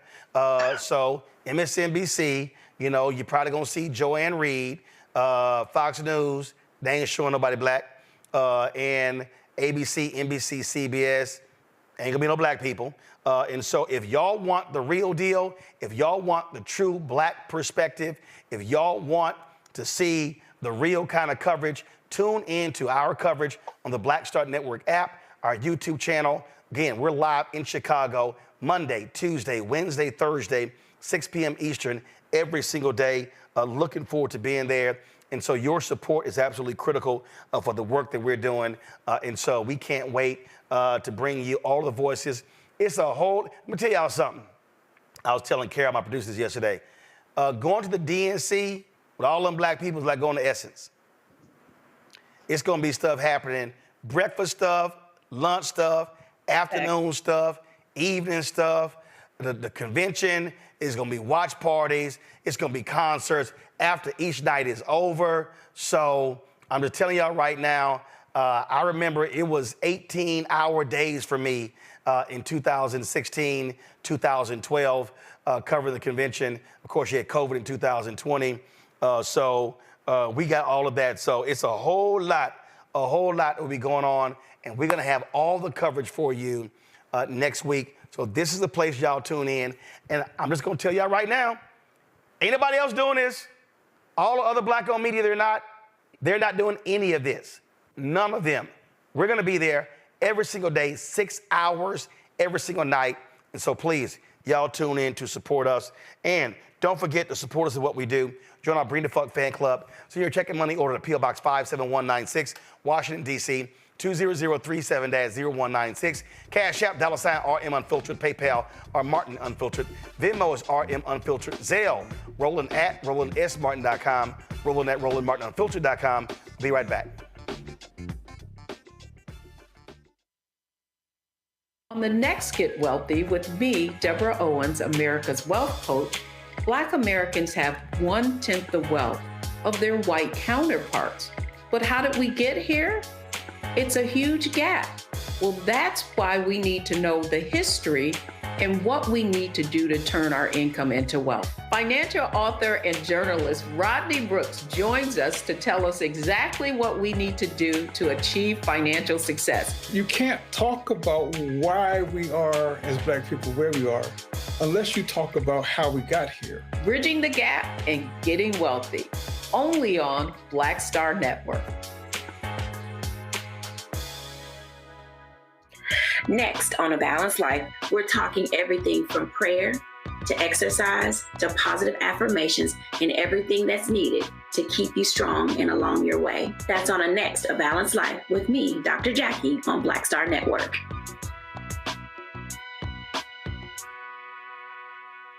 Hi, everybody. I'm Kim Coles. Hey, I'm Donnie Simpson. Yo, it's your man Dion Cole from Blackish, and you watch Roland Martin, Unfiltered.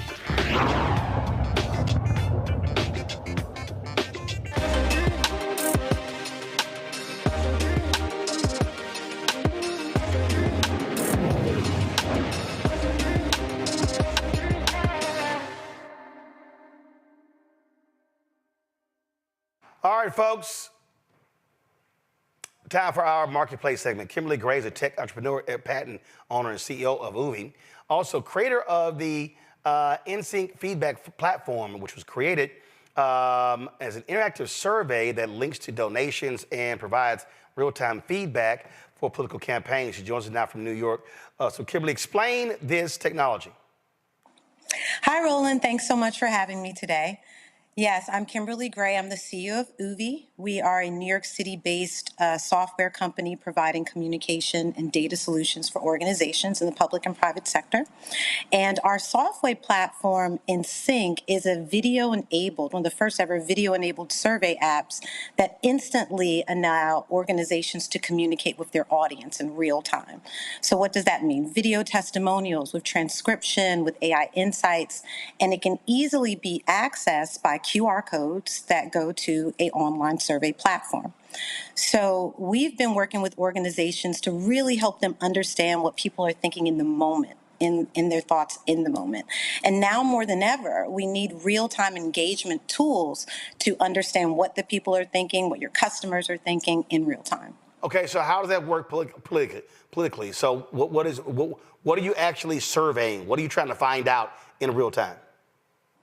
Everything anybody would want to know about this election. And just to be clear, we do surveys for private sector organizations, companies like Hearst, working with them on supplier diversity, working with higher education and the city of New York. We're based in New York City. We're an MWBE certified vendor. But for this election, you know, especially in these battleground states, so many people want to know in real time, what are people thinking? So how does that work? So for instance, okay, fine. You got 7 battleground states. So do you have do you have 20,000, 30,000 people in each one of those states who you're regularly going back to survey? Is it broken down by demographic? And so in terms of, so how many people are you reaching? Are you surveying? Are you going back to those people every week, each month? So explain that. Right. So that's something that we're building out now. We're based in New York City, so we've been working with local city council elections. So now I think, and that's why I'm here today, is to provide this platform as an opportunity for people to be able to get that feedback in real time. So yes, because it's so easily accessible, it can be deployed just in a link from your website, in an SMS. So if you want to know what people are thinking in real time, we can facilitate that digitally. Right, and right. So who is it, but I'm saying, who is it going to? So if you're a campaign, so like, do you have the database or is it their database? How does that work? So for instance, I was talking to a major donor, and they were talking about there's a pollster who worked with the Obama campaign. So he has a grouping of 80,000 people who he polls and surveys every single month. And that's broken down, it's nationally, it's broken down by state, it's broken down by zip code. And so that's what I'm asking. You have the technology piece, but in terms of how do you reach those people? Right. Do you have that grouping, or is that what a campaign has? Yeah, so we can provide that for the campaign. So another reason that I'm here today is to provide these services for the campaign. So what it will enable you to do is to create the survey.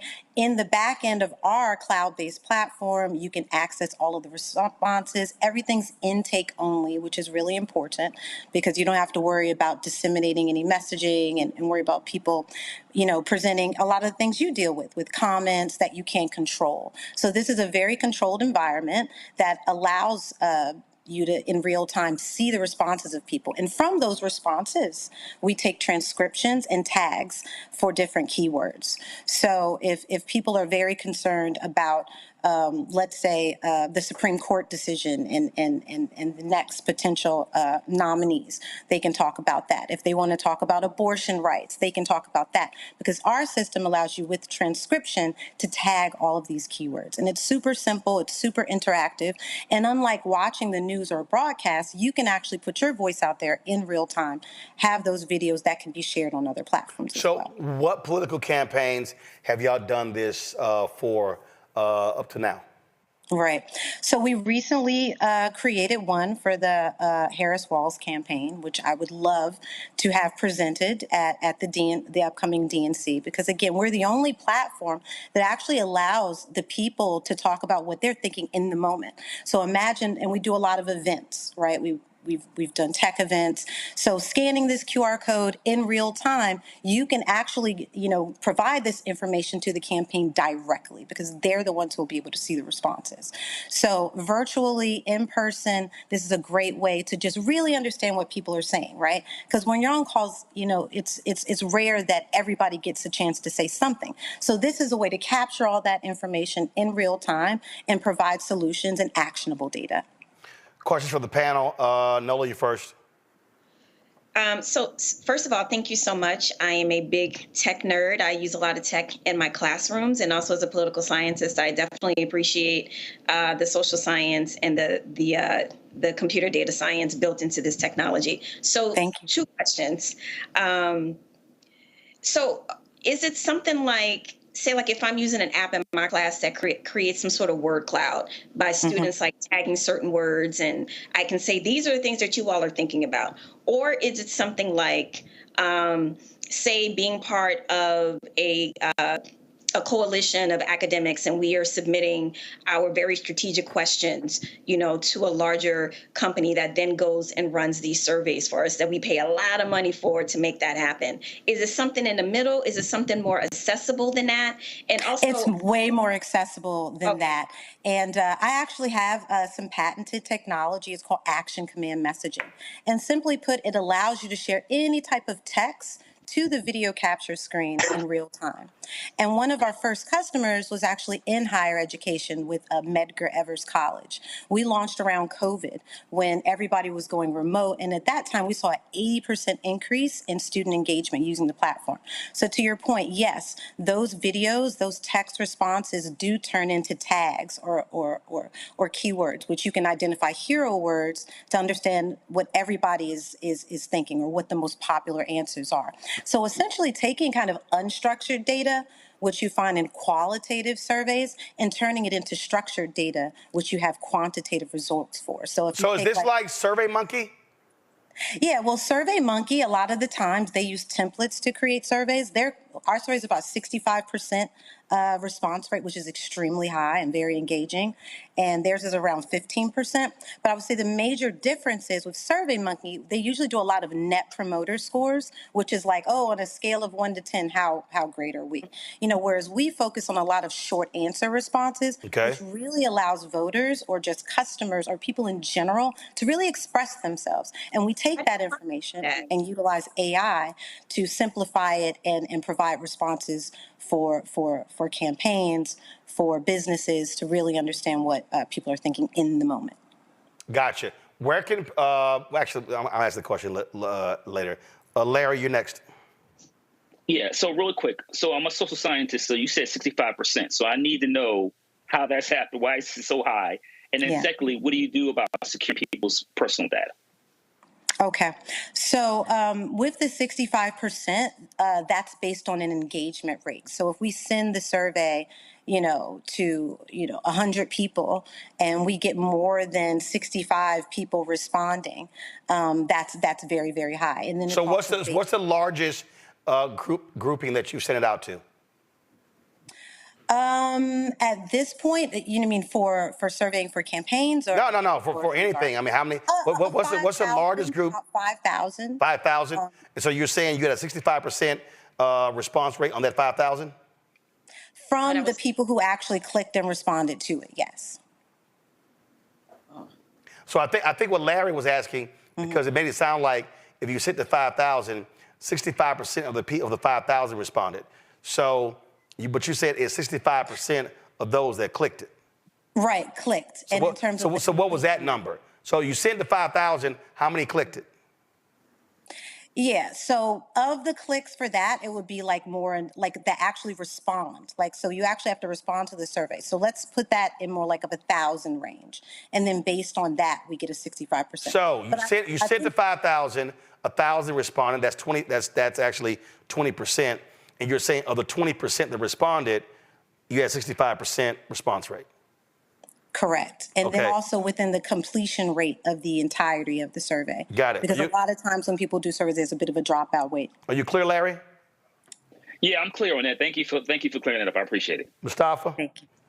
Yeah, well, Ms. Gray, congratulations on being able to create this. I'm curious, sort of on the back end, in relationship to the QR code you had mentioned before. Yes. Are there any concerns that if that actually got out while you were doing surveys, that you would get folks, who weren't true to the game, if I could say it that way, and were trying to do some nefarious things? Yeah, I mean, I think we limit that a lot because it's intake only. So on the back end, all of the responses are in an admin portal, right? So, the organization that we're deploying the survey for, they have access to those responses, all of the videos, all the transcriptions, user data. You can also respond anonymously with a text response as well.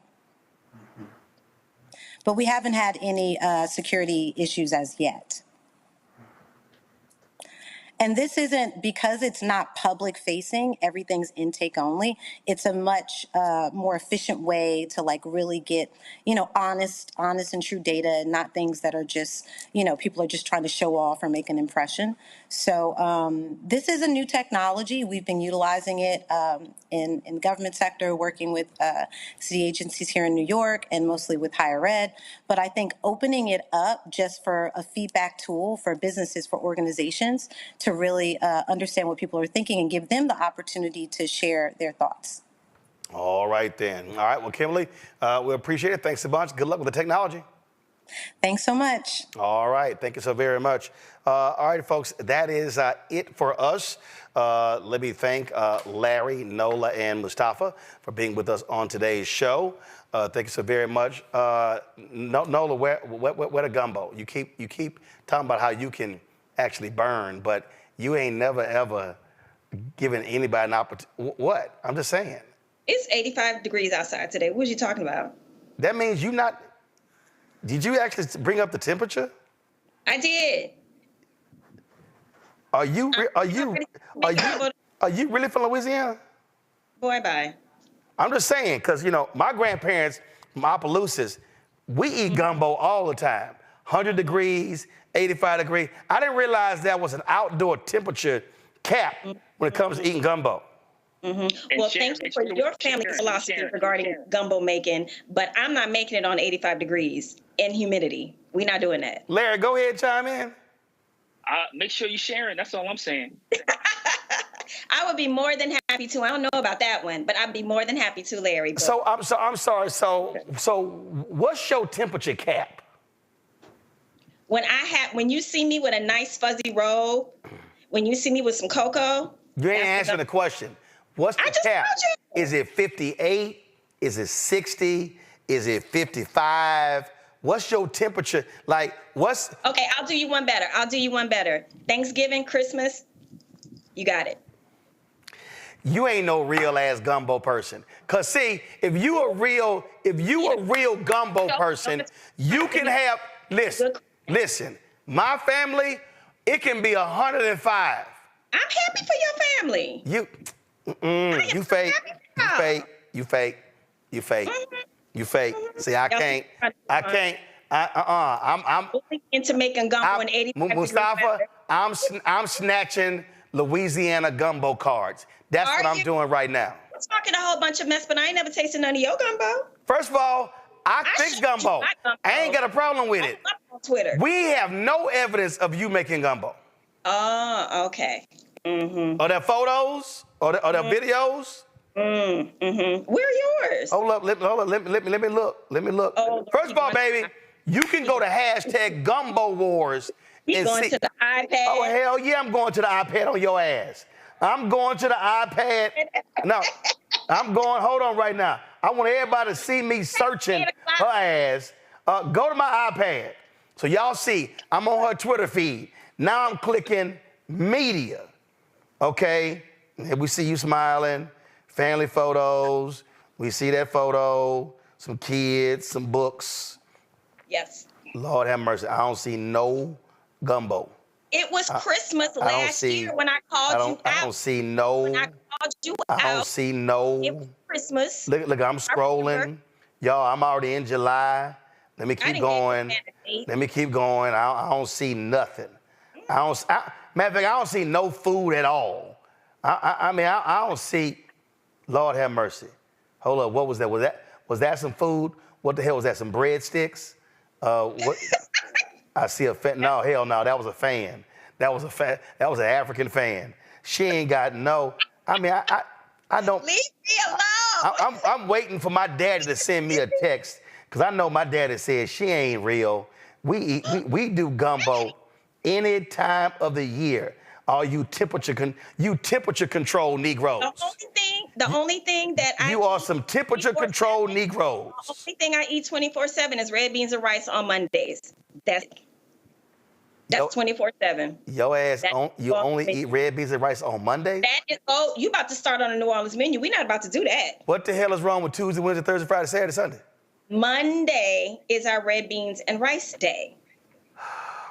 Mr. Know-It-All. I just can't believe we ain't come across not now, nothing. I mean, you talk a lot. Here. Why are you picking on me? You talk a lot of trash. You start with B. You talk a lot of. Let me go ahead and stand up. Let me see. See if you pull up. See, let me go ahead and educate you on something right now. Y'all pull a cat. Let me just educate you on something right now. See, did I not just tell y'all? If you just pull up Gumbo Wars, the hashtag, boom, first one that comes up. First one that comes up. Look at that. Scroll, listen. See, this, my daddy handling his business. See, you don't even, turn the audio up. Oh, yeah. To the hole in the wall. We got the right music. We got the 40-quart pot. What's the green stuff? We got all that. First of all, girl, it's called a stock pot. 16 or 20. What's the green stuff? The hell you mean, what's the green stuff? What is it? Oh my God, she don't know what she talking about, y'all. Oh my God, she don't know. Look at this here. See all that?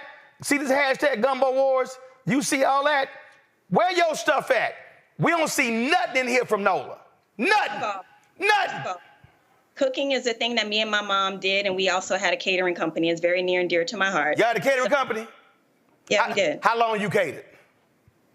Well, it paid for my UCLA undergrad education, so 3 years. 3 years? Mm-hmm. Girl, please, I catered from the age of 7 to 30. That's great. You talking to a grown man. That's gumbo right there. Okay. It ain't gotta be cold. Cold? Why would it be cold? No. Carol said ain't no okra. I don't like okra in my gumbo. Can you let me go now? My mama like okra in her gumbo, but I ain't doing okra in the gumbo. What you say, Nola?